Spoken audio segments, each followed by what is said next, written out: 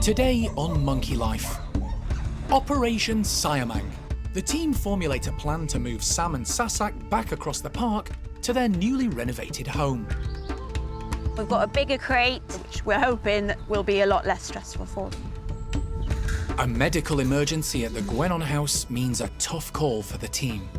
If we don't do anything, we're going to lose it. If we do something, we might. And baby woolly monkey Lloyd tests out his climbing skills while Mum Zingu watches on.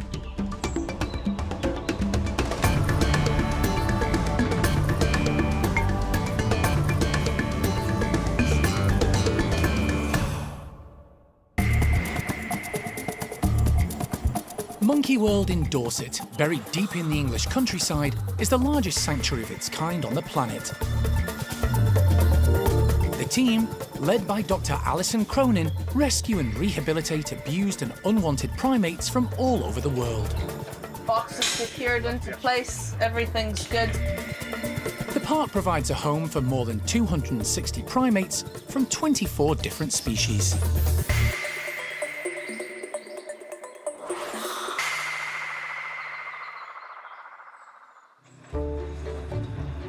It's a cloudy, wet start to the day, but for the gibbon team, it's all systems go. Siamangs, Sam and Sasak are about to move back from their temporary accommodation at the main gibbon house to their home at the support building. Perhaps not ideal weather conditions for it, but fingers crossed that it's got to be done rather sooner than later. So, yeah, fingers crossed they do it.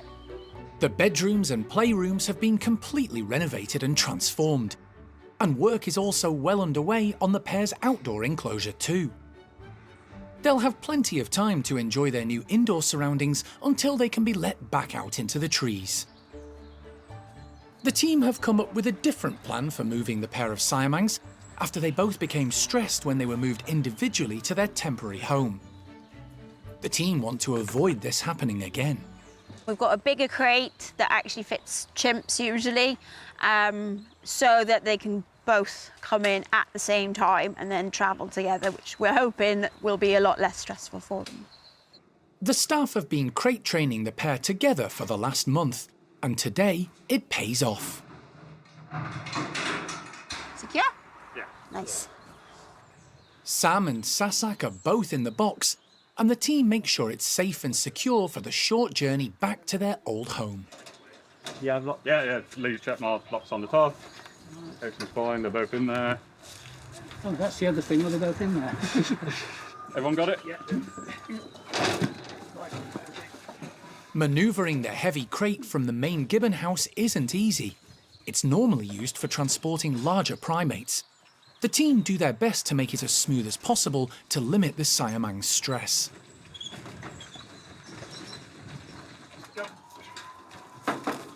It's a good result. It takes less than 20 minutes for the pair to be crated and returned to their home at the support building. They came into the crate perfectly well. Now it's just lining the crate up with the slide, and hopefully they'll go straight in. Before I open up, are we happy it's all secure inside? Correct, they've only got access to the playroom at this point. Everything's in place. Time to open up. Oh no, that's good. Yeah, that can just come I out. think they're very eager.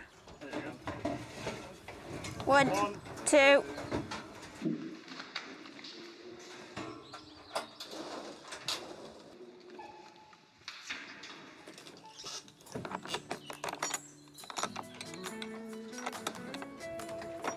Boom. Done. It's been a textbook operation, and the Siamangs are soon exploring their new playroom. And what a difference they've come home to.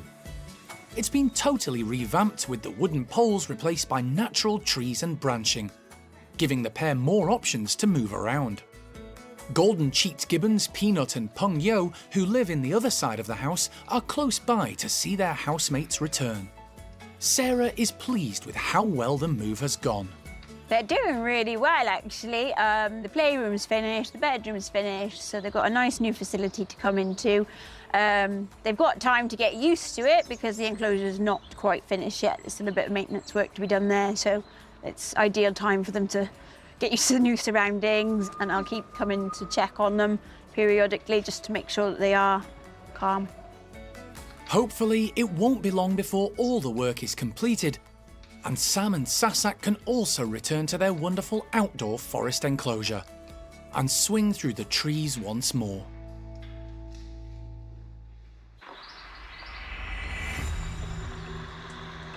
There's a medical emergency at the park.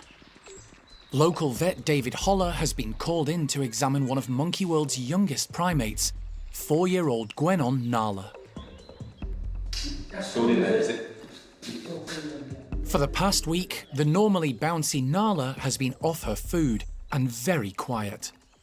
The primate care staff, in consultation with vet David, have been closely monitoring her, and she's been given antibiotics to counter any possible infection, along with plenty of fluids. But she hasn't responded, and in the last 24 hours, Nala's condition has worsened. We need to do some more now. We need to get some blood, see where we are. So there was a potential of a kidney infection, of which we started treatment for anyway.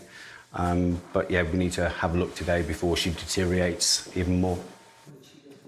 The primate care staff have managed to catch Nala and place her safely in a transport box.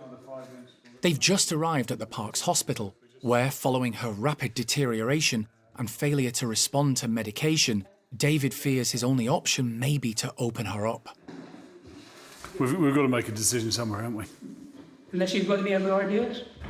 If we don't do anything, we're going to lose her. If we do something, we might. But at least we've lost her trying something. The decision is made, and Nala is knocked out with anaesthetic gas. Once she's stable, David begins his initial examination and straight away finds an issue. You feel something? There's a lump in her abdomen, which could be the cause of her condition. But something else is wrong too. She feels cold to me. Nala has gone into shock and her body is shutting down. The team wrap her in blankets and bubble wrap and place her on a heat pad. Gradually, her temperature starts to rise. We okay? She's still breathing all right? If Nala is to survive, there's only one option. David has to operate. As a worried team look on, he makes a small incision in her abdomen, then gently searches through her abdominal cavity to see if he can find a blockage. SpO2 98, 64 heart. He carefully checks along her intestines until he finds the mass. She's actually quite solid, yeah. Is that what you felt? Yeah. But it's going further on into something even firmer in here. There's a blockage between the large and small intestine, and there's no movement in Nala's gut. And it's basically filled up and bunged up near the acecal junction. You can't just take that part of the gut out. He can't cut out the affected part of the intestine, so he tries to manipulate the blockage instead. Is there any way of clearing that junction from... Well, what I'm trying to do is just take tiny little bits and milk it through the acecal junction and see if we can just get it all to go into the colon. David carefully breaks up the mass in the hope Nala will be able to pass the lumps in feces when she comes round.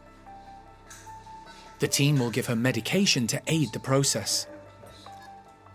There's no obvious reason why the blockage occurred, and David has done all he currently can.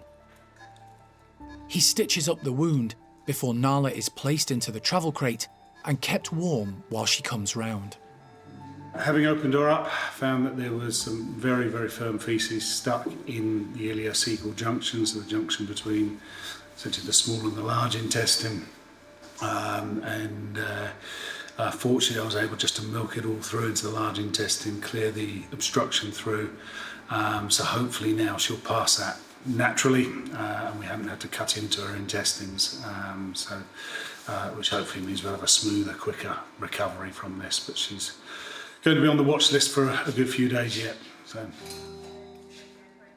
But 10 minutes later, Nala goes into shock once more.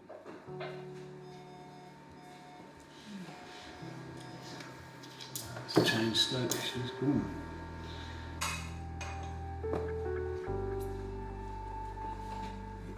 She's stopped breathing, and there's nothing David can do.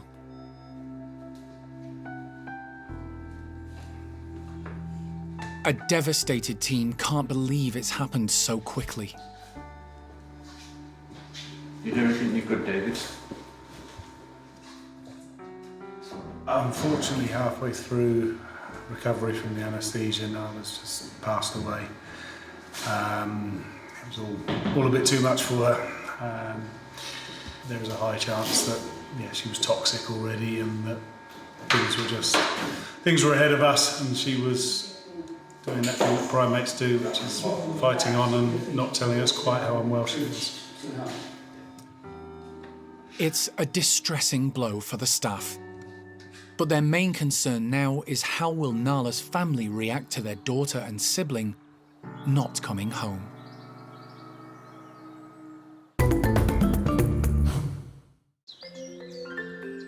It's been a month since Patas monkey Penelope had her second round of serious dental surgery. All of her remaining teeth were rotten and had to be extracted. Following their removal, she was given pain relief and antibiotics to aid her recovery.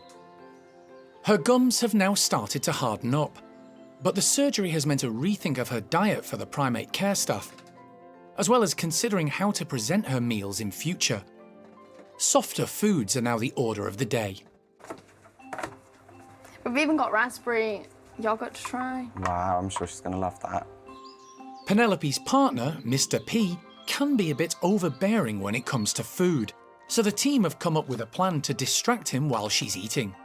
This is just to keep Mr. Patas busy. So he is our big dominant male Patas monkey, so if there is anything nice going towards Penelope, he will come over and try to take it away. So this is just a mixture of baby rice and water, so it's just something a bit different from their normal diet to keep them a bit excited and to come over and show a bit of interest. Lovely. Thank you very much. Finn hangs Mr. P's food on the opposite side of the enclosure from Elle, who's about to try and tempt Penelope to join her. The plan works. The greedy male focuses on the rice treat straight away. So we can spend some quality time feeding Penelope because, like Finn said, he's a massively dominant animal, and whenever food's around he doesn't mess about and it's all his and not Penelope's. And for a female that needs food in her old geriatric stage, it's really important that we get that food to her. At first, Penelope's reluctant to cooperate. Penelope, do you want some avo? Got some tagliatelle. Gonna come have a look? But Elle's persistence pays off, and Penelope eventually joins her on the other side of the enclosure to peruse the menu. Just the girl we want. Oh, good job. There's plenty of choice. Cooked sweet potato and pepper, spaghetti and avocado, a particular favourite and very healthy. Obviously, she's got no teeth in her mouth whatsoever, so she's going to find it quite difficult to eat the normal food sources that we do give to these guys. As time goes on, the gums would, stiffen up, harden up, and then it would make it easier for her to try harder foods. She's never going to be able to eat an apple, but definitely try and attempt to eat some of the softer sides of food. She does love her avocado. Penelope no longer experiences the pain her infected teeth caused when eating and appears a lot happier. Yeah, she's loving it. Mr. P's occupied out back, which is great. Penelope's got the first dibs of all of her extras. And you'll probably see she doesn't mess around. She gets it in very quick. Penelope is an old lady and has other medical issues, which may have a serious impact on her quality of life in the future. But the team are doing all they can to make sure her remaining years are as comfortable and rewarding as possible.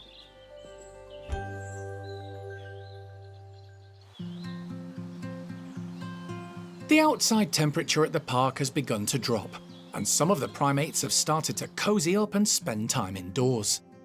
It means the primate care staff need to come up with ideas to keep their charges busy and active in their playrooms. At the Capuchin Lodge, the team have collected up bags of leaves from around the park. Primate care staff member Katie is spreading them all over the floor of the indoor playroom and then concealing grubs, insects and other food amongst them. This is the first time we've put all these big leaves in this year. We do try and do it for them on a regular basis over the winter because it is nice. But yeah, this is the first time they've had big piles of leaves for a long time. So yeah, hopefully they'll enjoy it. There have been some changes at the lodge recently. A few months ago, Sonny left the group and Franco took over as leader. The troop have also had to contend with limited outdoor access, restricted to the caged enclosure. That's because recent storms damaged the main forest enclosure, which now needs serious repair and renovation. At the moment, the group is split just because we've got a lot less space without the forest enclosure. So we've kind of kept the group in separate areas just to keep the harmony a little bit. So we're going to get the group of females in here who we call the low rankers, like Mushroom, Cecilia. And we've got our oldest capuchin, Dot. She's going to be coming in here today, along with Lizzie. So yeah, there's quite a few of the maybe less familiar faces who will be coming in today.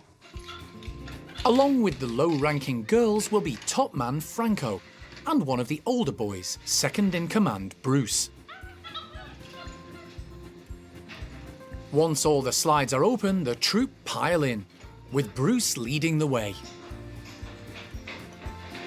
Capuchins love to forage, and the piles of leaves will put their skills to the test.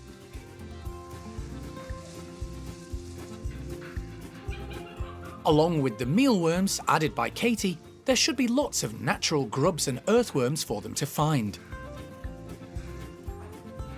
And Jenny is one of the first to be rewarded. Without competition from the more dominant girls, the low rankers are able to get stuck in. Lizzie brushes straw and leaves aside to reveal the mealworms on the floor, while Babs burrows into the leaf pile in search of food, foraging as she might in the wild. Dot has to take her time hunting the well-camouflaged food source. It takes good concentration and hand-eye coordination, and she's getting on in years.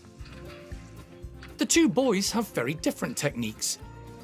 Bruce is systematic in his approach, while leader Franco is like a bull in a china shop.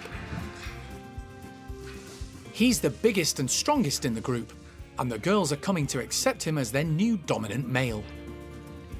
For the most part, the girls seem to quite like him. He has a bit of a better idea about what it's like to be a dominant male compared to Sonny. Sonny was kind of more dominant by default because there weren't any other males that fit the bill, whereas Franco has led a group quite well before. So yeah, I think some of the girls are quite happy to have a male who knows what he's doing. The indoor leaf carpet will stay in place for several days, allowing the capuchins to happily forage for hours on end, just like they would in the wild.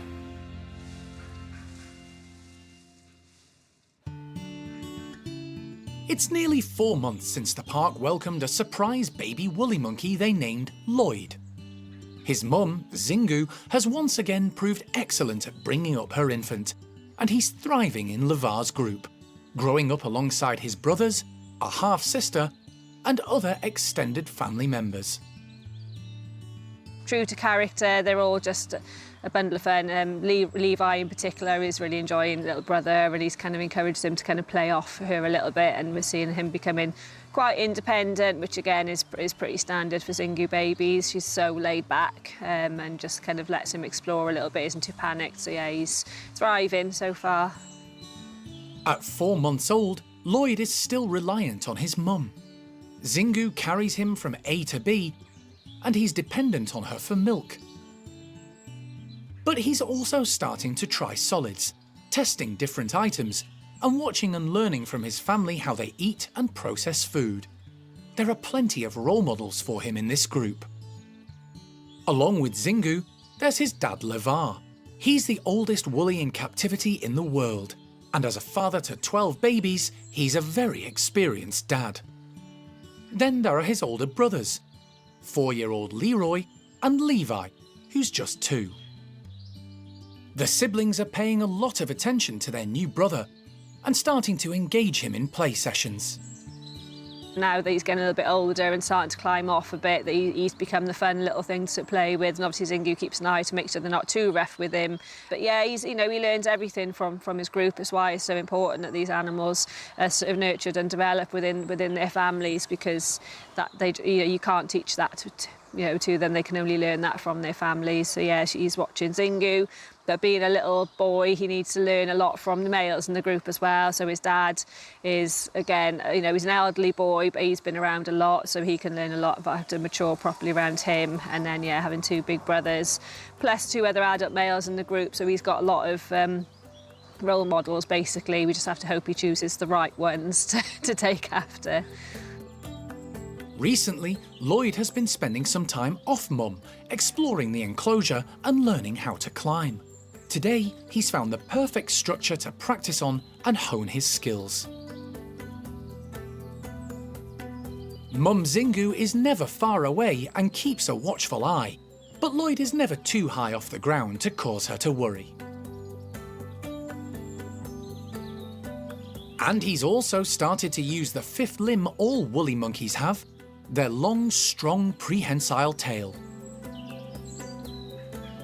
That just gives them the freedom to forage, so when they're up in the trees, that tail is always hanging on, and it's a natural thing with our guys as well. When they're moving along the mesh, anywhere they go in, the tail is always trying to hang on, and we see that from birth. So that tail, as soon as they're born, is always still gripping on something, often wrapped around mum's tail as well. So yeah, it's almost got a life of its own.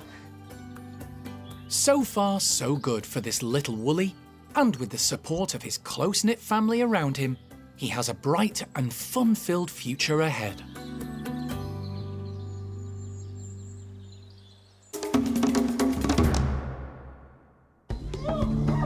Next time on Monkey Life. In Vietnam, it's a race against time to reach 2 rescued baby silvered langurs for sister sanctuary Dao Tien. They're not pets. They should be in the wild, in their family groups, in the forest. That's where they belong. And Siamangs Sam and Sasak are back swinging through the trees once more.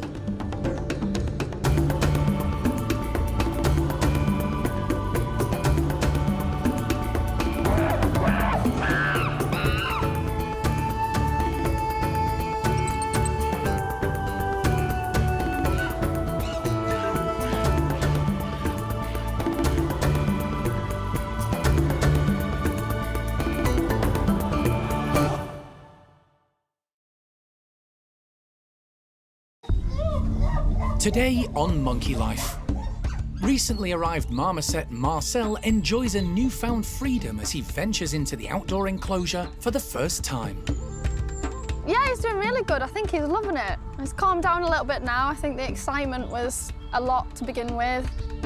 In Vietnam, it's a race against time to reach 2 rescued baby silvered langurs for sister sanctuary Dao Tien. They're not pets. They should be in the wild, in their family groups, in the forest. That's where they belong.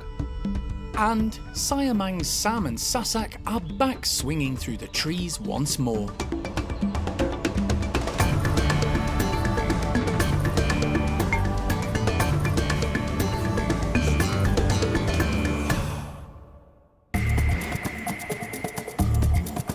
Monkey World in Dorset, buried deep in the English countryside, is the largest sanctuary of its kind on the planet. The team, led by Dr. Alison Cronin, rescue and rehabilitate abused and unwanted primates from all over the world. So far, so good. Nice job. Really nice job. The park provides a home for more than 260 primates from 24 different species.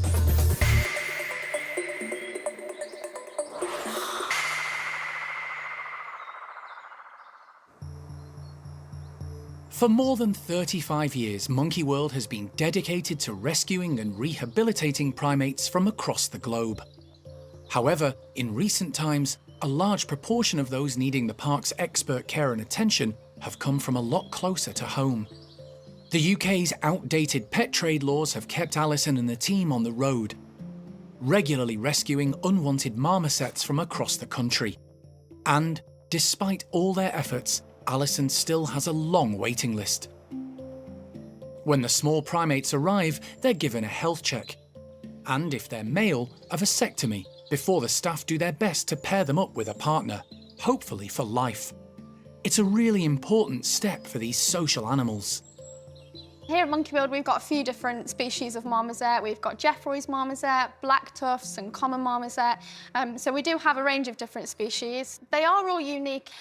Common marmosets, they have kind of this skin-coloured face with a little black round the edge and white ear tufts.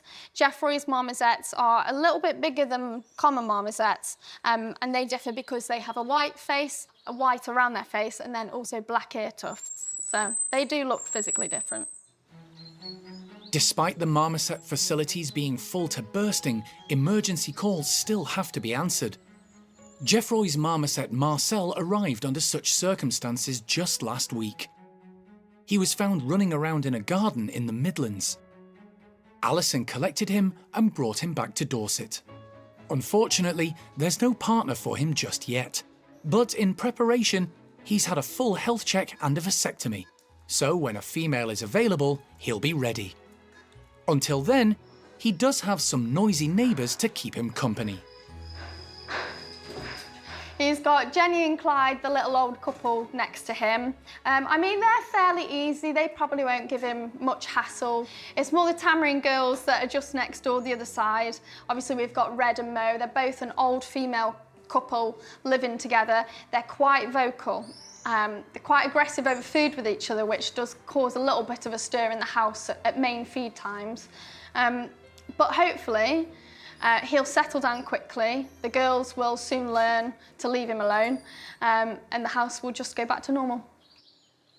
Today is the next big step in Marcel's rehabilitation. Elle is going to give him access into one of the specially designed outdoor enclosures. While we've been revamping the outdoor enclosure, he has had tunnel access, quite a big long stretch of tunnel, and that way he still gets to get a little bit of sunlight, which is really important for vitamin D3, something that a lot of primates lack in the UK primate pet trade from where they're kept in hamster cages, bird cages, on indoor houses. So the fact he's even been able just to get a little bit of sunlight to help him physically is important. Time to let Marcel get a taste of the great outdoors. Whoa! After a cursory look around, Oh, his face. he's off, sticking to the mesh at first. Oh, bless him. You can jump on the branches. Before gaining confidence and starting to explore. Oh, good job. It doesn't take long for Marcel to feel at home in his new outdoor area. The outside enclosure is probably the closest to the wild that Marcel's ever going to get to, with all the greenery and the branches and the trees and the shrubbery. There's bugs that he can forage outside. A lot of our marmosets spend majority of their time in the nice weather foraging outside for the bugs, for the extra protein, sunbathing. It gives them the additional space from the inside enclosures as well. So yeah, outdoor enclosure is massively important for marmosets.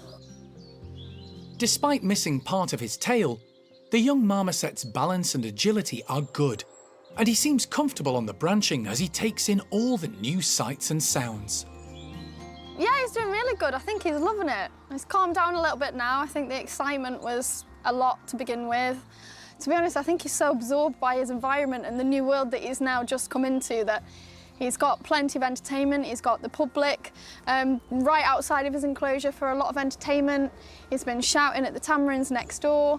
But mostly he's just been exploring around, really, looking at all the different trees and just having a great time.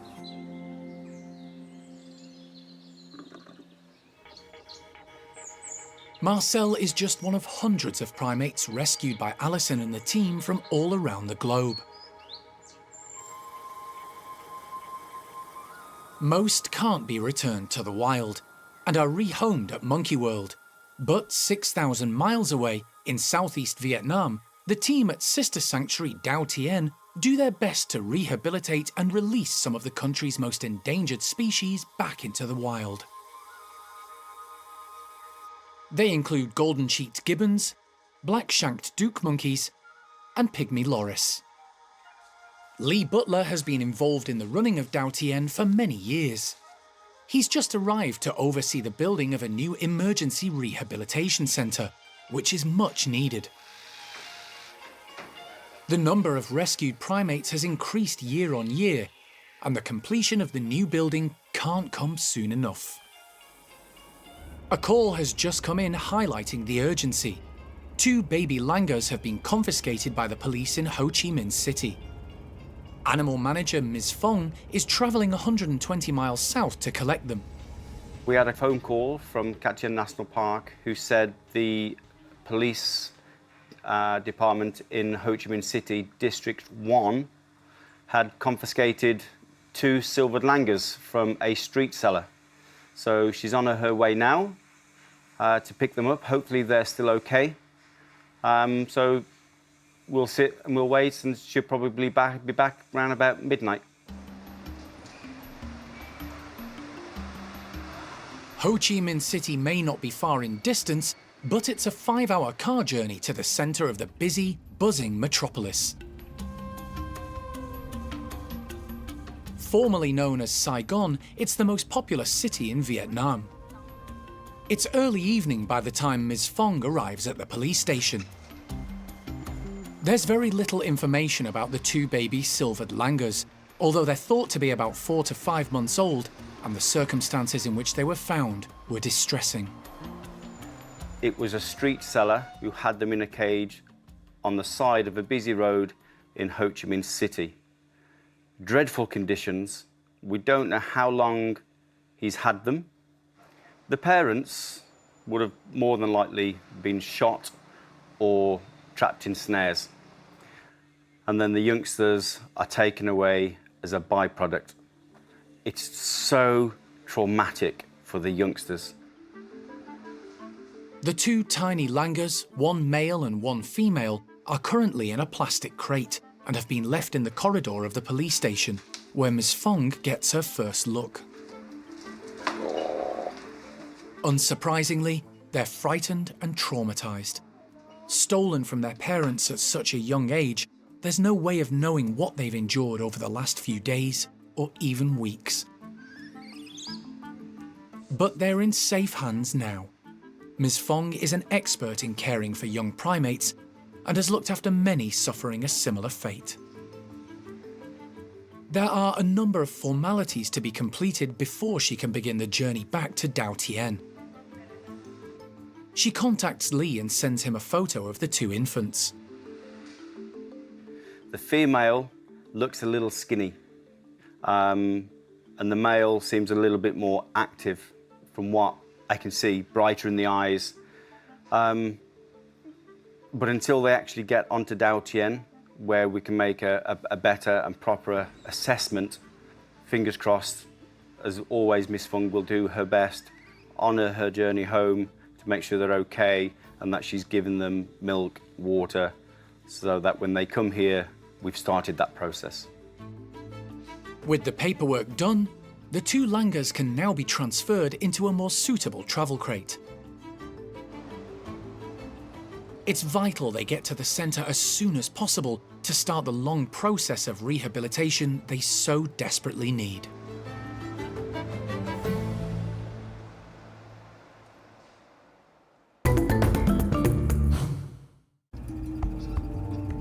It's a race against time to get 2 rescued baby silvered langurs to Dao Tien, Monkey World's sister sanctuary in Vietnam.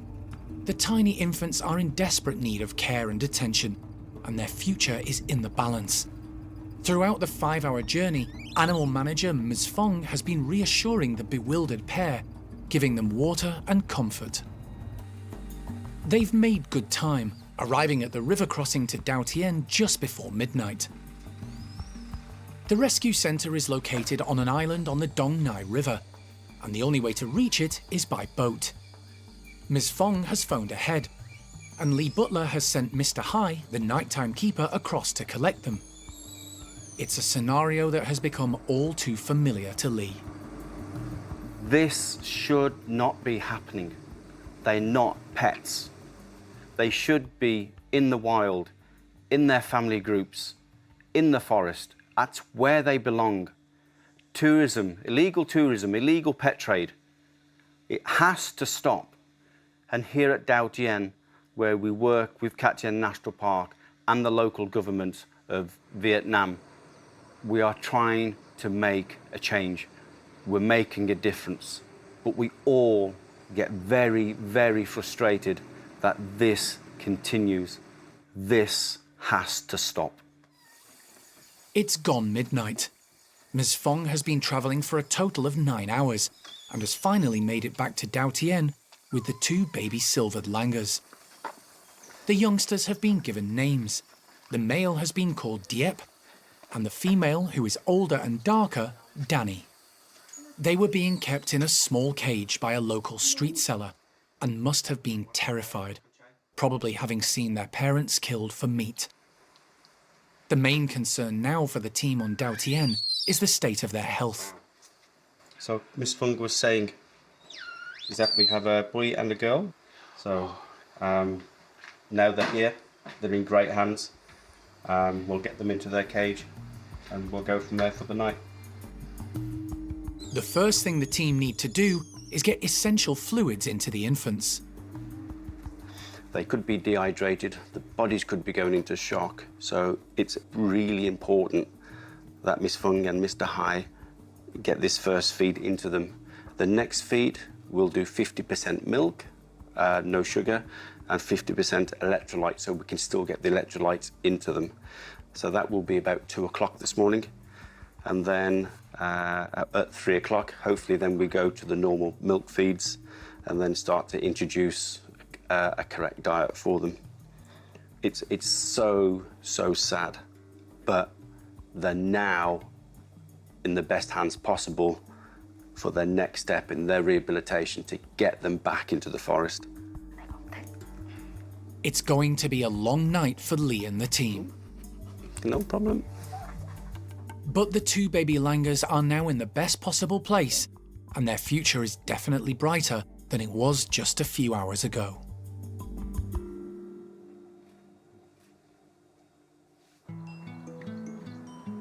It's been a long time coming, but today Siamang gibbons Sam and Sasak are being allowed back into their wonderful tree-filled enclosure.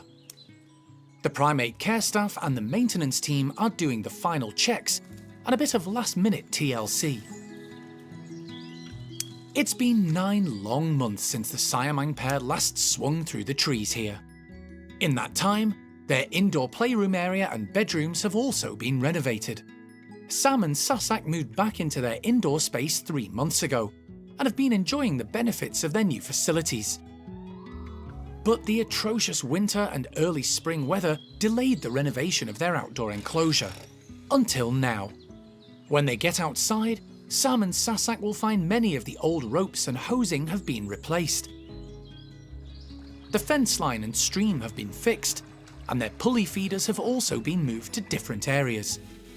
It'll give the Siamangs plenty to explore.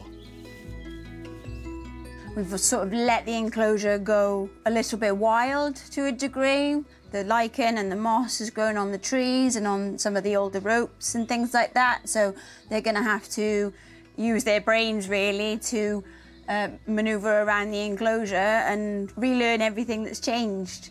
They'd had it all mapped out in their heads over the years, and it's a great thing that we do at the park. We try and change the enclosures every so often just to keep them on their toes a little bit. The enclosure is all set, and Sarah opens the slide to allow the Siamang pair out. Come on! Sasak is first, straight onto the ropes, and an impressive tightrope walk across to the trees. Sam isn't far behind, like his mate, heading up high to the tree canopy. The space is very familiar to them, but the changes mean the pair will have to learn new ways of moving around the enclosure, familiarising themselves with the new ropes and planning new routes. Amazing, they're out, they're up high, they're together, they're checking out all areas of the enclosure. They have had a look at the river, don't seem fazed by it, which is a good sign. Sass is a little bit wobbly on some of the new rope that's been put in, but that's only going to build her muscles up even better. And yeah, they're just trying to work out how to get to that pulley feeder where their breakfast is, because of course it's all a little bit different in there now. So this will take them a while to get used to it, but pleased. Sam and Sasak seem happy to be back in the trees. After a cautious start, testing the flexibility of the branches and ropes, they've found their feet and their confidence has grown. And they finally made it across to the pulley feeder.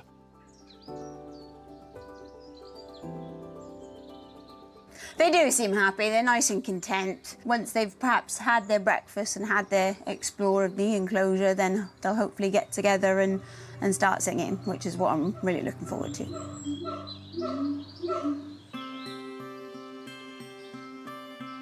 It's a beautiful day at the park, and all of Hananya's chimp group are outside, taking advantage of the warm sunshine.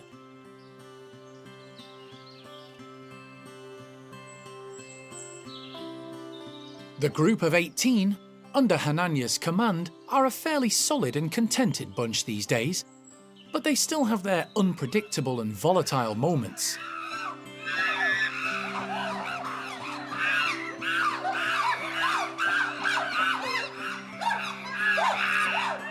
They're so dramatic, and they kick off over the slightest little thing, and they just have no ability to de-escalate. This group really is something else. Nearly all of them were rescued from across the globe. Hananya from Israel, along with Shamak, Cookie and Zeynep from Turkey, Honey from Dubai, and Kiki from Lebanon.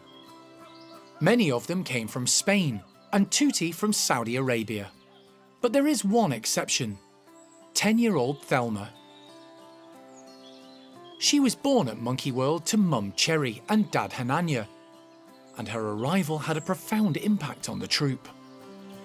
Thelma, from day one, has always been very important to the group. She's been the only baby they've really known in such a long time, other than when they were younger themselves. And like being brought up by Cherry, everyone has kind of adored her from the day one, although Hananya, I think, has always had mixed feelings about her. But yeah, she's so important to the group, and she really is the future of things, to be honest. Like, she's younger and stronger than everyone else. Well, not at the moment, but she eventually one day will be. She's always going to be a big player, and so, I mean, definitely, as they all get older and feel a lot more vulnerable, a lot of them are going to be cozying up to the younger, stronger individual. So, yeah, she's got a big future, I imagine.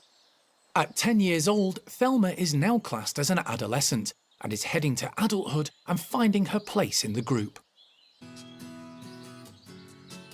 From day one, she's had a very different upbringing to the rest of the troop, who, due to their orphan backgrounds, had to figure out how to be chimps.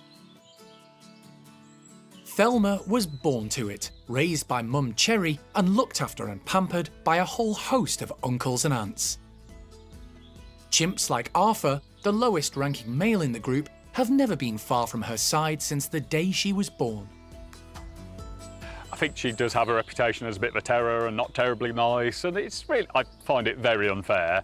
She is just finding her niche in the group, and I mean, she's not going to have to battle too hard because she's already had quite a high-ranking position already, but she's got to find out where she stands and see what works. She's seen from day one how things lay in the group, who's in the power position, who's low-ranking. She's a bright girl, she understands very much where she fitted in, so she's very aware of her power in the group, and it's kind of been easy going for her, basically. She's kind of made sure everyone knows that they know she's more important than them, but she's not gone overboard with it, I like to think. One chimp Thelma was close to growing up was Cookie, a low-ranking female in the troop. But as she's got older, aware of her unique standing, Thelma has started testing individuals like Cookie to see what she can get away with.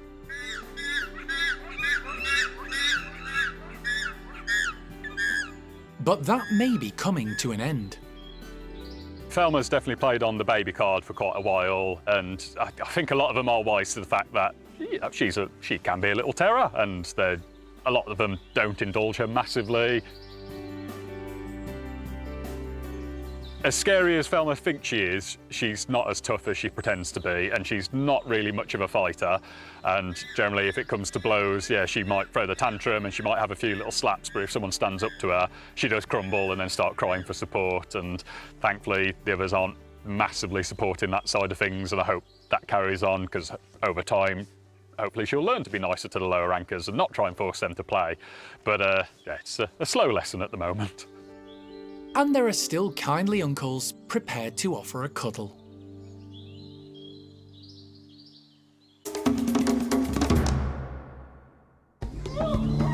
Next time on Monkey Life. With the maintenance crew hard at work, it's all changed for some of the park's capuchins, with 31 of them on the move. Good girl, Laura. I'm going to go move this lot down and then start work on Franco and Jenny again.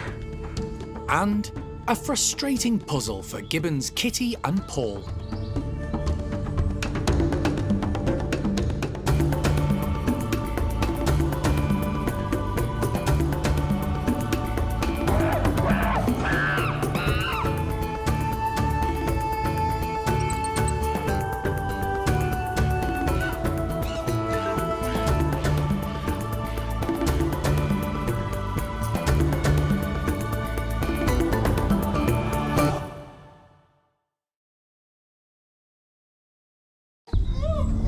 Today on Monkey Life. With the maintenance crew hard at work, it's all changed for some of the park's capuchins, with 31 of them on the move. Good girl, Laura. I'm going to go move this lot down and then start work on Franco and Jenny again. The Gwenons prove less than cooperative when it comes to taking medication. Look, she's pulling that back out. And a frustrating puzzle for gibbons Kitty and Paul.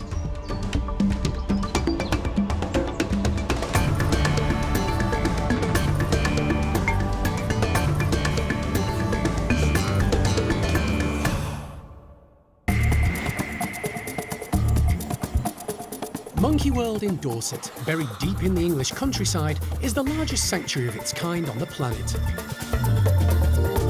The team, led by Dr. Alison Cronin, rescue and rehabilitate abused and unwanted primates from all over the world. Anything could happen. You really have to have an open mind.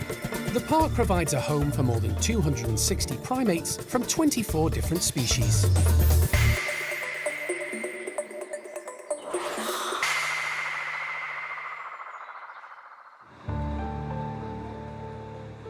The forest enclosure at the Capuchin Lodge has fallen victim to the weather. A series of storms struck with such ferocity it caused floods, took down some of the trees, and destabilised part of the fence line. The maintenance team have been working flat out to dismantle, repair, and renovate the enclosure.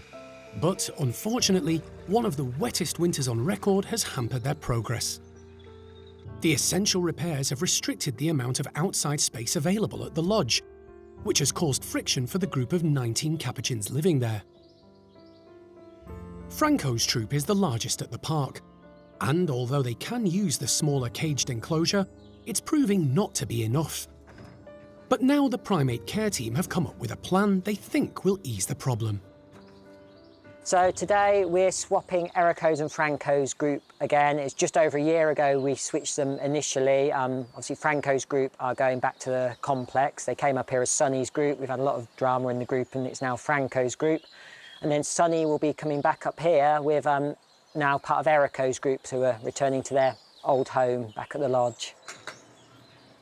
Erico's know the lodge very well. They're used to the lodge. They're a smaller, older group, so hopefully they'll cope better with the reduced space that they've got at present, and eventually they'll get the big enclosure back, and there's a lot of tree climbers in that group, so they'll enjoy having their forest closure back in the future. Since the arrival of 88 capuchins 16 years ago, all rescued from a Chilean laboratory, the primate care staff have got used to switch-arounds, sometimes moving individuals and, occasionally, entire troops, whatever is required to meet the capuchins' needs. They are all trained to sort of come into the crate for a ward. It's usually part of their routine. Obviously, some individuals are more nervous than others. Some, like Franco, should come straight in, but the likes of Lizzie and Dot are sometimes a little bit wary, so we'll just have to see how they all react to it today. Capuchins are very inquisitive, so there's lots of interest in what's going on, and the regular training, along with Toby's patience, are paying off. Good girl, Laura. These monkeys lived in small cages at the laboratory before being rescued. So the primate care staff want to box and move them as quickly as possible to keep stress to a minimum. We've got a few of the lower ranking females now, plus we've got Dottie in there somewhere as well. So I'm going to go and move this lot down and then start work on Franco and Jenny again. The well-designed tunnel system and the use of removable crates enables the team to quickly gather up the capuchins.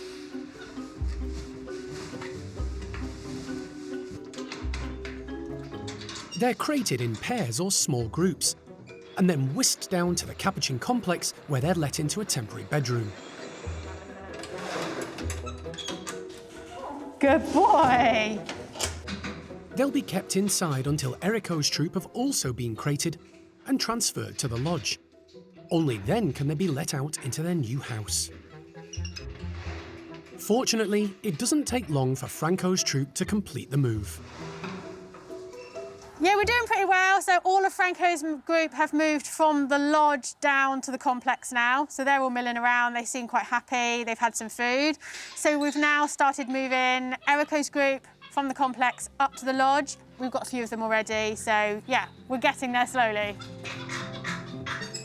Eriko's troop is a lot smaller, with only 12 members. And once again, the plan goes like clockwork, much to Toby's delight. They're all in the right place. Franco's group were amazing. All 19 of them actually crated really, really well and moved down to the Capuchin complex. We then had to crate Eriko's group to bring them back up here. And again, they were very good. It was just Phoenix was a little bit hesitant. Took a while to go in a crate, but once she got up here and joined the rest of them, they've settled back into the lodge like they've never been away, really. Eriko's troop spent nearly 10 years living at the lodge. They know the building and the setup well, and it seems to suit them.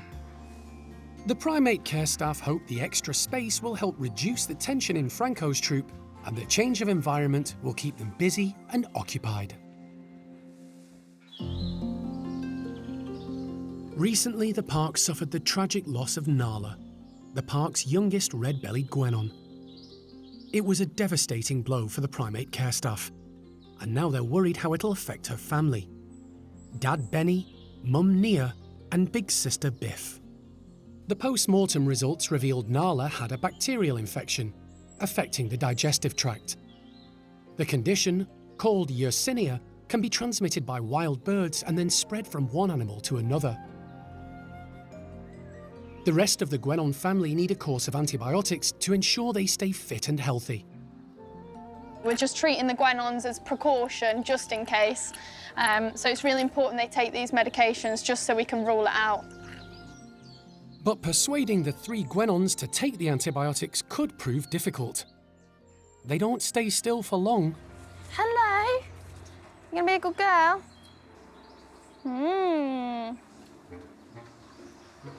Biffs? Vista, what's this? Unlike many of the primates at the park, the Gwenons aren't always willing to accept things by hand. Oh, she's just dropped it.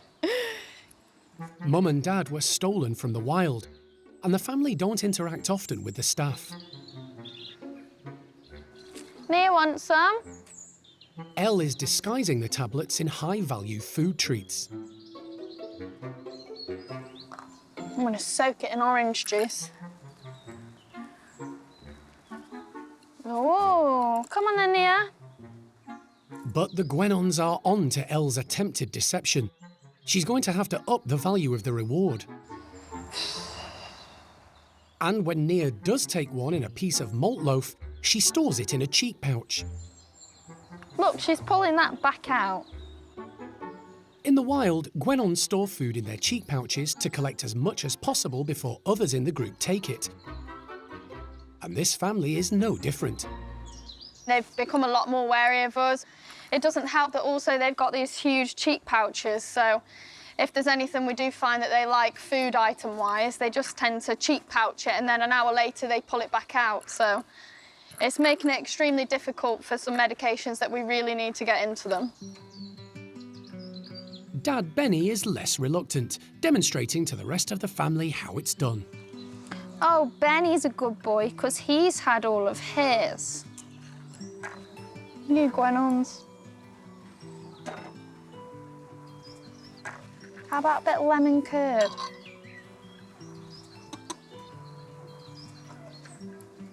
They can have anything if they take this medication. Young Biff obliges, tucking into the lemon curd concealing the crushed-up tablet. Oh, good girl. Just have to be very patient. Wow, well done, Biffster.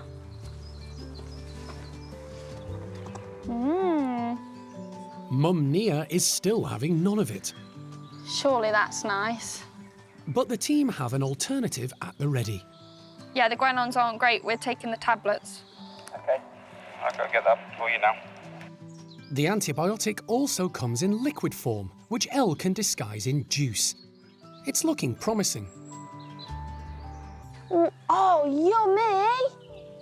That's it. Oh, is that nice? Mum Nia still isn't entirely convinced. We've just got to take what we've got. So Biffy's had around 80%. Benny's brilliant. He's had 100%. Nia's had around 50%. Ideally, we want the 100%, but if we just keep carrying on bothering her, she might never come back again for the lunchtime dose or the afternoon dose, so I'm admitting defeat. The team decide to leave the 3 Gwenons in peace for now. It's important they all take the medication, so the staff will try again later in the day.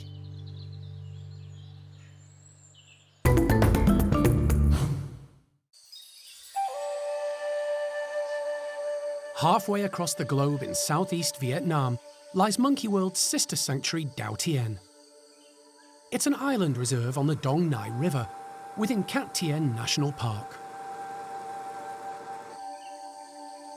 The 65-hectare site was set up 16 years ago with the aim of rescuing, rehabilitating and ultimately releasing back into the wild some of Vietnam's most endangered species, including pygmy lorises, golden-cheeked gibbons and black-shanked duke monkeys.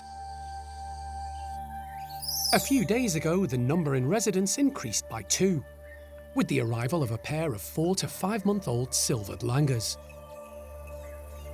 Animal manager Ms. Fong travelled 120 miles to Ho Chi Minh City to collect them, after they were discovered being kept in a small cage by a street seller and confiscated by police.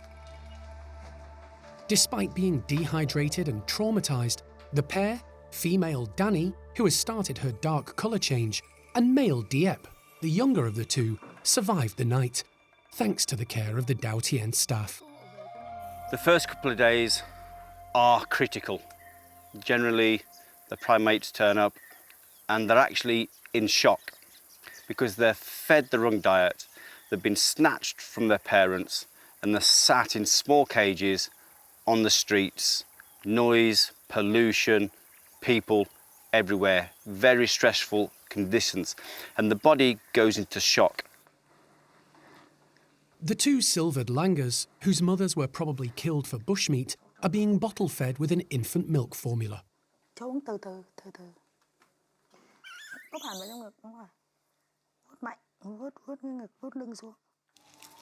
Staff at the centre are providing the pair with 24-hour care, and they have each other for company in their temporary accommodation. Their arrival highlights the need for the brand new facility currently being erected on the island to cater for the ever-increasing numbers being rescued. Lee is there to oversee its completion. Until it's ready, many of the primates already going through rehabilitation are living in the larger outdoor caged areas. Danny and Dieppe are taken to meet some of them in the hope they can become instrumental in supporting the two youngsters. Generally what we'll do, as we have done, we'll bring them over to the species we already have here so they get that interaction straight away. It's part of their rehabilitation. It's part of their transition. And it's to make sure that they don't get imprinted by humans. They're a primate. They need to be seen and interact with their own species.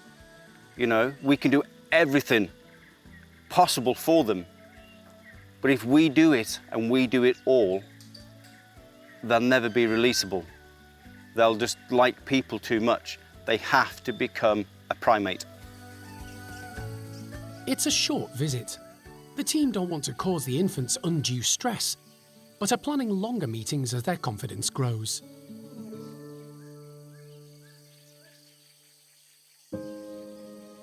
But overnight, tragedy strikes. Female Danny, the weaker of the two, goes into shock and dies. When she got here, she was very malnutritioned. She was really skinny. Although she looked okay, it was inevitable that over the 2 or 3 days, she lost condition. We spoke to our international zoo vets back in the UK, and we did everything possible for her. But unfortunately, it was too late. It's also a close call for Dieppe. We nearly lost him, but thankfully, with our vets, we pulled him back. He's now started to gain weight. He's now spending more time with our other silvered langurs, which is vital to his rehabilitation. But we've got to keep our fingers crossed. We're not out of the woods yet. We've got a long way to go to get this little boy where he should be. The circumstances surrounding Danny and Dieppe's arrival are all too familiar. Just last year, Kui, a 7-month-old black-shanked Duke monkey, arrived at the centre, a timid and shy youngster in need of serious help. However, fast forward 12 months and his rehabilitation is almost complete. He's now living with other partially rehabilitated Dukes, including Anna and Vu, who suffered the same horrific start in life, being stolen from their families. It's testament to the team and how the team work and how dedicated the team are, because he is now in the semi-free enclosure at the top of the north of the island in our 400-metre fence line with Anna and Vu, who have also been amazing in the tree. It's what we're all about. It's giving something back they've had taken away. The end result is what we have here today. So fingers crossed they continue to do well, and then hopefully when the time comes we can release actually onto Dao Tien with the family of 11 Dukes that we already have here. Lee is hoping Dieppe's future will follow the same path as Kui's. And a bit of breakfast. There you go. With the infant getting stronger day by day, his future is starting to look a lot more positive.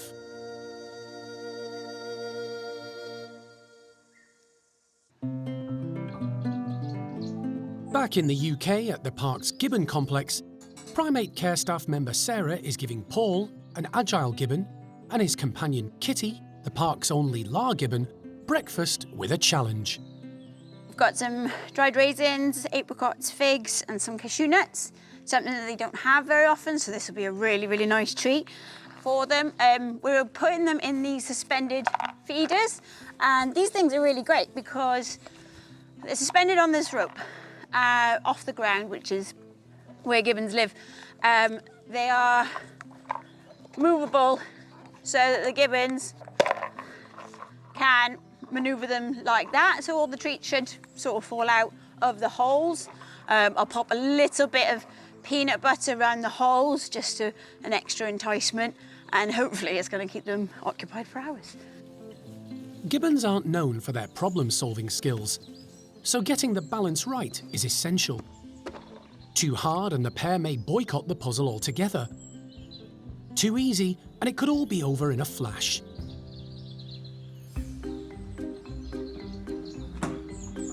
The slide to the outdoor area is opened and Kitty dashes through. She immediately spots the tube feeders and heads across to investigate. Attaching the feeders to ropes makes accessing them a little tricky. But gibbons have great balance and are experts at hanging from the most insubstantial support. After considering the problem for a moment, Kitty looks for something a little less complicated. Paul shows more determination. Gibbons have highly agile feet, and he uses one to steady the feeders while rotating them. It doesn't work. So, still hanging on with one long arm, he gives the feeders a shake.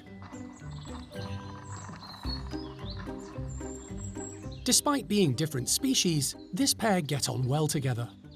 Paul and Kitty, they are our odd couple in the park. So in the wild, gibbons would pair up in a male-female pair. And at the park, we try and copy that by pairing up our gibbons. So we don't actually have another Lar gibbon or another Agile gibbon. So tried Paul and Kitty together and they seem to work fine. They aren't actually a mated pair as such. They're more brother and sister kind of relationship. They sort of occupy the same space. They might have a little play every so often, but generally Paul will be an outside boy. He likes to go and have a sing-song and watch the public and display and check out the orang-utans across the way. Kitty, on the other hand, she's very much an inside lady. She is quite people-focused, so she does tend to spend a lot of the time in the house, especially when the keepers are in there cleaning. She likes to keep an eye on us. She is quite judgmental, so she has her favourite people and she has people that she doesn't like, and she'll let you know which category you fall into. Gibbons, like humans, are apes. But unlike chimpanzees, gorillas and orangutans, which are known as great apes, gibbons are smaller in stature and described as lesser apes. There are 20 different species of gibbon recognised in the wild. They're arboreal primates, living high up in the tree canopy and rarely coming to the ground.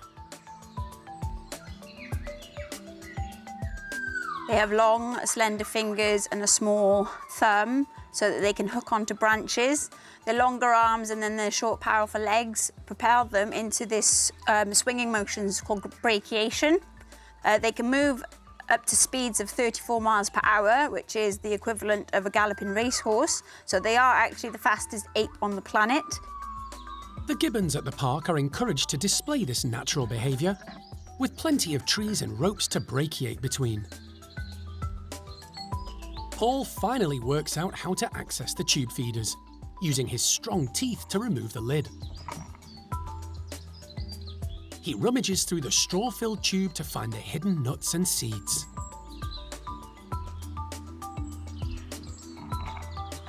Gibbons may not be the best problem solvers, but today's challenge was pitched just right for Paul and Kitty, and they used their long fingers to reach the food treats inside. They've also had a good workout, using their brains and strength to earn their breakfast.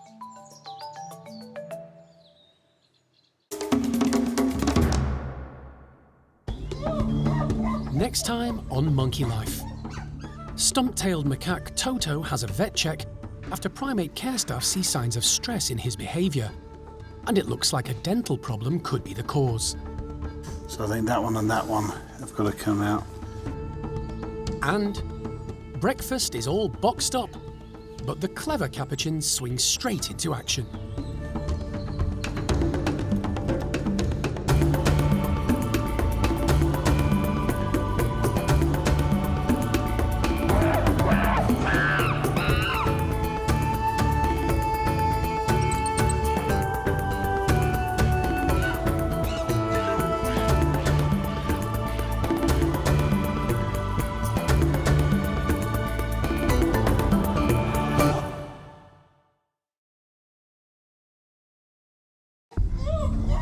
Today on Monkey Life, stump-tailed macaque Toto has a vet check after primate care staff see signs of stress in his behaviour. And it looks like a dental problem could be the cause. So I think that one and that one have got to come out.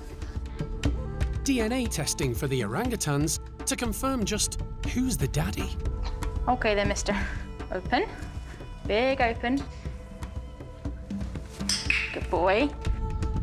And breakfast is all boxed up, but the clever capuchins swing straight into action.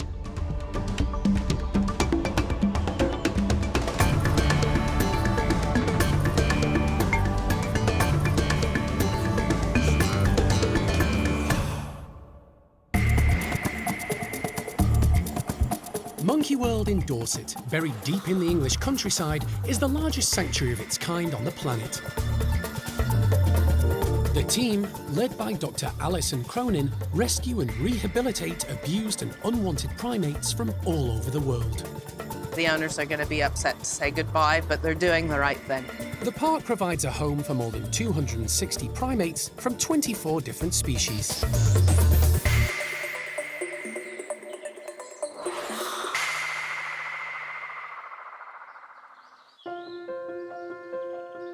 There's cause for concern down at the Stumpy House. For the last few weeks, Toto has been showing signs of stress and discomfort, and the primate care staff have been monitoring him closely. The group has had a lot of changes recently. I don't think anybody could have guessed, but Toto's rise to the top as alpha dominant male. But we're more concerned about now he's starting to show some signs of stressful behaviours, and we actually think it's health-based. Just looking at his teeth when he yawns, we can tell that they're not so great. It's been decided further investigation is needed, so local vet David Holler has arrived to examine the male macaque. He's come prepared for some tricky dental surgery. This will be the first time Toto has been under anaesthetic since he arrived at the park in 2016. It's impossible to predict how the elderly macaque will react, so it's a worrying procedure for the team. Toto was caught in the wild before ending up at a zoo in Croatia, and when that closed down, moving to a wildlife centre in Belgium, where he met Freddie. You're a sweetheart, you aren't you? Jeremy collected the pair, bringing them to Monkey World nearly 8 years ago. A lot has happened since then, a lot of years have passed, he's aged, so you know, we might find something other than just his mouth. Hopefully not, but he's an old boy and there's always that possibility that there might be something else. Toto is in a bedroom at the Stumpy House, so Jeremy can administer an anaesthetic to make sure he's asleep before he goes into his travel box. Hi. All right. How is it? The buggy's not here yet. Yeah, very good, very Yeah? smooth. Yeah. He's quickly transported to the park's hospital. On the examination table, Toto is intubated, allowing him to be given gas as an anaesthetic to keep him under. An initial examination reveals the macaque needs some serious dental work. So the one in front of it's broken. That's set a tract up there which has blown out through there. So that's got to come out. It's going to be a long day for David and the team. So I think that one and that one have got to come out. Having a hospital at the park means the primates can get the care they need without the stress or risk of being transported off-site. Over the years, the facility has hosted a huge number of complex operations, with experts and consultants from a variety of different fields, many with animal expertise and others specialising in human medicine. Having this hospital where we can do full diagnostics, where we have digital X-ray and excellent local vets as well as specialist veterinarians to come in and deal with our primates and their needs, because we're getting them from so many different circumstances. And most significantly, we're getting them from backgrounds that we know very little or nothing about. So being able to do these investigations in a good facility is critical to the health care of all of these guys. Today, it's Toto on the table, and he's been under anaesthetic for nearly 2 hours. So far, Vet David has extracted 4 teeth. Heart rate's still 100-ish. Some were so rotten or broken, they've come out in pieces. This broken one's got a rotten bit of root left here as well, so... After removing a total of 6 teeth, David doesn't want to extend Toto's period under anaesthetic by taking out more. He's concentrating on those causing the biggest problem, and if more issues arise, he can always visit again in the future. That's all of the worst ones. All of the worst ones. So. David sews up holes in the gums where he had to go in through the jawbone. Toto will be given antibiotics and pain relief to get him through the next few days. But while the macaque is still under, David takes the opportunity to examine his eyes, which have cataracts. So it's sort of fairly advanced and complete, you can see. So will he be able to see through those? No. You'll be able to see through them, but And then have it's a bit like looking through the bathroom window, you know, through frosted glass.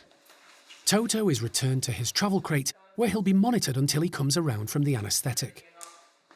It's been about a 3-hour surgery for Toto, which, you know, for an old boy is quite a long ordeal. But you look at it and you know that as soon as he wakes up, yeah, there's going to be some pain. But having all of that gone, he's going to feel a whole lot better. So I'm really pleased for him. A rather groggy Toto is later returned to his bedroom. Hi.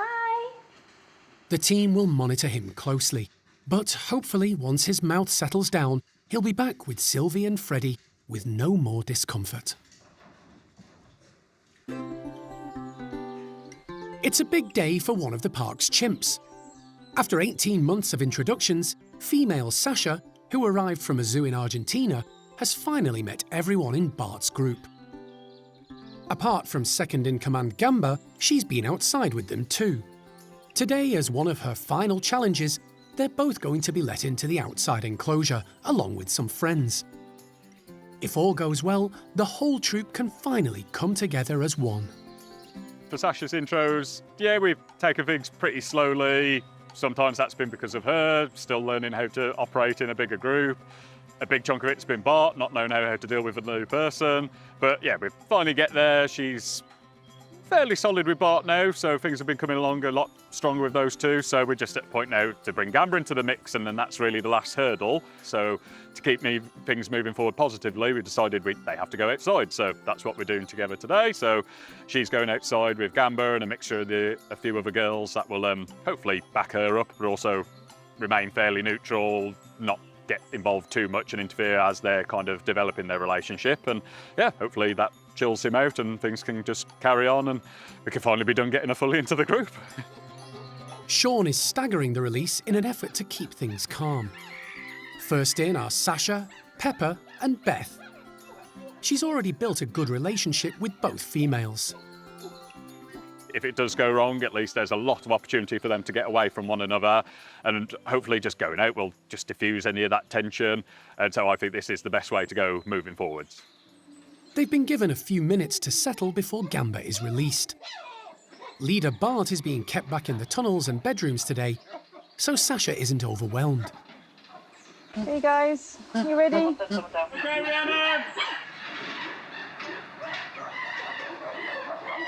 When the slide opens, Gamba races out, very excited, and immediately starts displaying in front of Pepper and Sasha.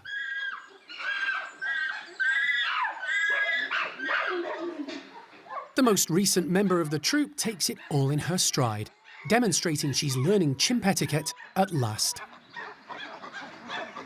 Yeah, I'd say that's pretty normal Gamba behaviour, and also big male chimp. It's an exciting time, they've just gone out. He's just letting her know he's big and in charge, really. It's nothing to be worried about, I hope. But at the moment, she's been quite good at sticking up for herself, and he is backing off. I think he's not massively out to get her. He's just kind of letting her know, you know, he's the boss around here. Until Bart turns up, that is.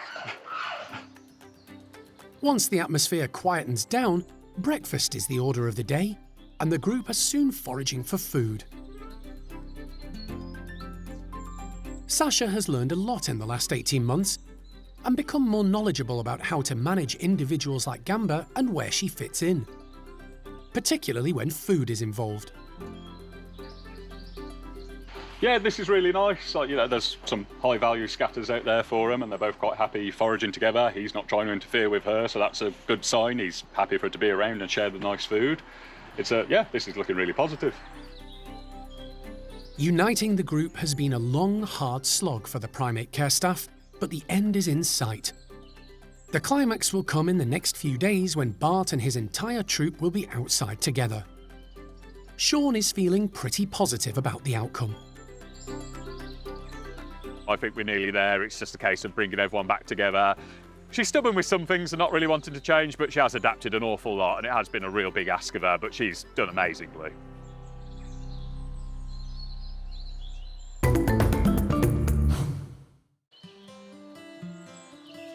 At Tuan's orangutan enclosure, some of the group are enjoying the summer sun. They're a pretty settled bunch, although Roro and Lucky still don't see eye to eye and take it in turns to go outside. When 7-year-old Hujan left to join the nursery group, Awan's position as youngest member was reinstated. But she's growing up fast, and as she heads towards adulthood, plans are afoot for her to leave Monkey World for a new home at a Kent wildlife centre. Awan is now 12 years old in orangutan terms. She's mentally, physically no longer a child. She's having teenage moments where she decides she's not doing anything we ask her to do. She's showing interest in the only male in the village, which at the moment is Tuan, who's her dad. So it's time for Awan to find some new friends. The plan is for Awan to move to Wingham Wildlife Park, who have 2 small groups of orangutans. She's already very familiar with one of them, 14-year-old young adult male Jin, who moved there from Monkey World. Awan is going to join Jin, who's much closer to her in age than anyone else she lives with currently. So hopefully it'll be a really positive thing for her. I'm hoping Jin's still got a bit of an appetite for play, which will hopefully match Awan's character. Jin was born at the park in November 2009 to mum Xiao Kuai and dad Gordon. They were excellent parents, and the youngster enjoyed a good upbringing. But 2.5 years later, his life changed when Awan was born. Are you clever girl? Her mum was Xiao Lan, and her first few hours of life were quite traumatic. Xiao Lan didn't look after her, and when the team arrived the morning of her birth, they found the infant on Xiao Kuai, who at the time was still breastfeeding and caring for Jin. Incredibly, she reared them both, and the pair grew up together as siblings until Jin was moved to the nursery group. Eventually, in 2019, aged 10, he made the move to Wingham. Now the pair are to be reunited, but not before the team can confirm one important fact. They need to double-check both orangutans' paternity. They're fairly confident who the fathers are. Awan is Tuan's, and the assumption is that Jin is Gordon's. But they want to confirm this, and there's only one way to find out. Best practice means testing all 4 orangutans. We're hoping to get DNA samples from Tuan, from Gordon and from Awan. Along with a sample from Jin, the DNA swabs will be sent to a laboratory for gene testing. Paternity testing is common for humans, but it's very unusual for this to be done with orangutan DNA. But first, Rachel needs to collect the samples. Easier said than done. Hey, Awan. Hey, matey, you all right, my love? The DNA needs to be collected from inside the cheeks of each ape, using a swab. Fortunately, the team have done an excellent job training the orangutans to allow them to do just this type of procedure. It's quite a big thing to ask them because we're not only sticking something in their mouth, we're expecting them to stay still whilst we're rubbing it around the inside of their mouth. And obviously the instinct when something gets stuck in your mouth is to bite it, so it is quite a big deal. Awan is up first. Open. Okay. And no, Awan, open. Thank you.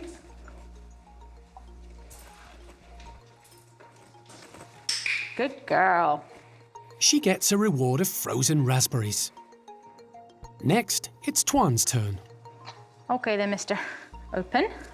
Big open. Nah. Big open. Good boy. Well done. That was quite good. We've got 2 now. We've done Awan, we've done Tuan. We still need to get Gordon, and Wingham need to get Jin, and then we'll have a full set to send off to the lab. The samples will be compared against each other and hopefully confirm paternity. If the results are as expected, Awan will soon be heading to a new home to join an old friend.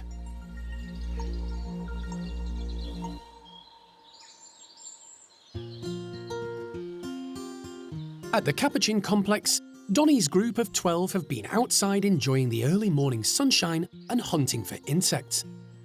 One of their favourite activities.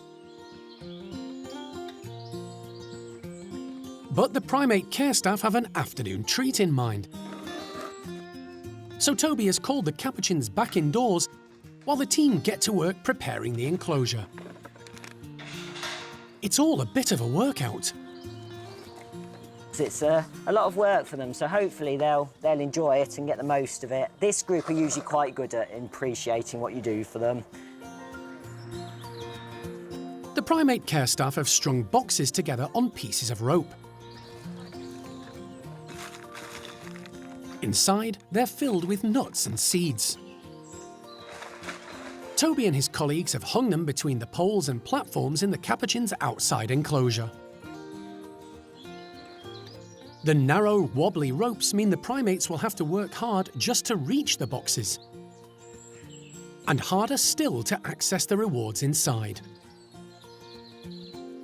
But the task should be perfect for Donnie's group. Donnie's group can have anything and everything because they're very good at enrichment. And if they can't do it properly, they'll destroy it. Whereas, say, Franco's group, if you tie a knot in a sock, you'll find the sock looking exactly the same in the morning. So, yeah, this should give them a nice challenge because although they'll generally probably just rip boxes open, this means that they've got to use their tails, they've got to use their core strength and their balancing skills to actually get to them in the first place. And added to that, there's probably going to be several capuchins on the rope at one time, which is going to mean that it moves, which means, again, it's going to just make it a bit more challenging for them and entertaining. And they may even have to cooperate, which is not a skill that they're generally very good at. Come on, guys! The Capuchins are keen and enthusiastic about the chance to go back outside, and with the enclosure all set, Toby opens up.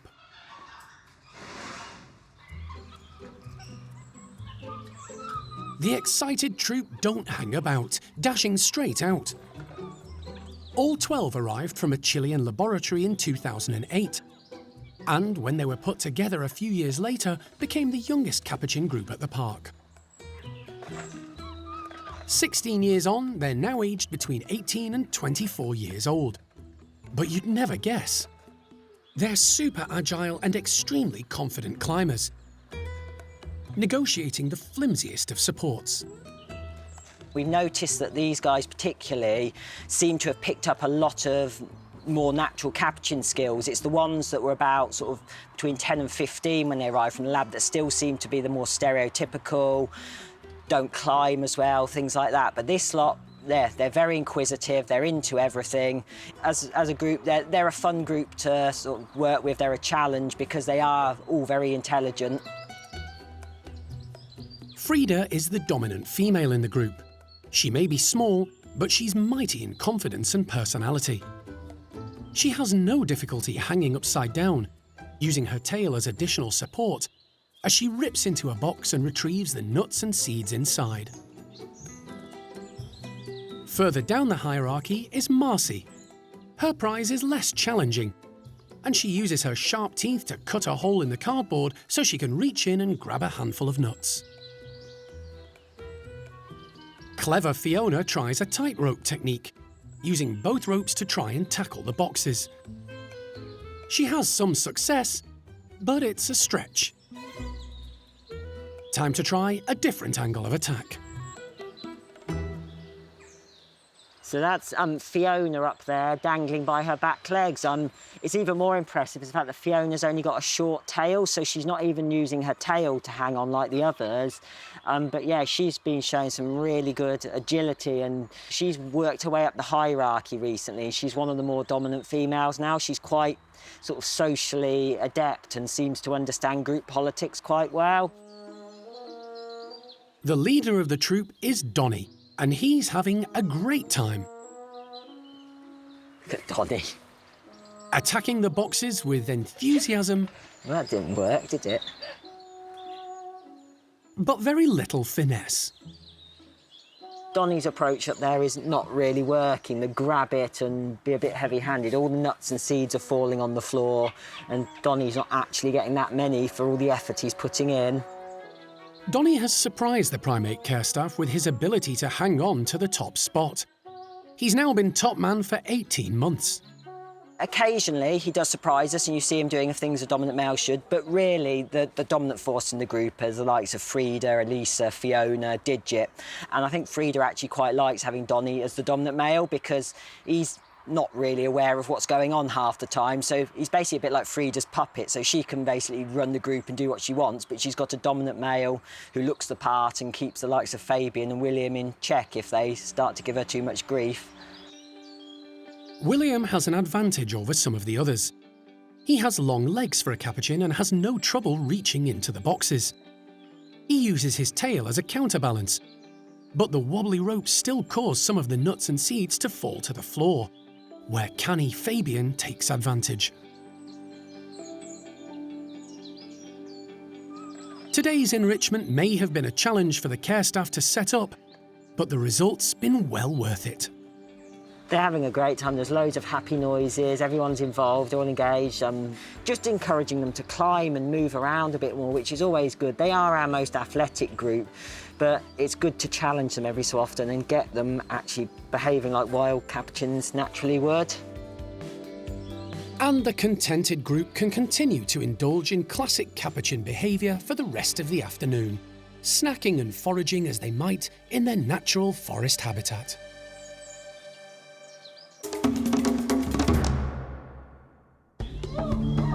Next time on Monkey Life. The team grow concerned when golden-cheeked gibbons Peanut and Peng Yo try out their newly renovated forest enclosure. She's certainly not right. She looks like she's lost a lot of muscle mass. And a prickly problem for the ring-tailed lemurs.